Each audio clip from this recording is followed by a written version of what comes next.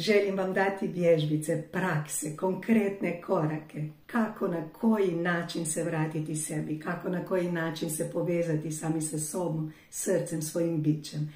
kako spojiti sa srcem, kako hraniti taj unutrašnji osjećaj, kako sebe iscijeliti preko srca, kako raditi sa srcem, kako kanalizirati, kako dobivati poruke, kako se povezivati sa Bogom, kako biti ta vertikala sa svojim u srcu, kako na koji način se nositi s emocijama, kako na koji način prepoznati kriva uvjerenja, što s njima uraditi, napraviti.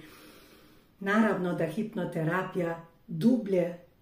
otkriva to što ti ne možeš na to mjesto, ali neke stvari zaista možemo, i to ti želim od srca pokazati, na koji način sebi pomoći, na koji način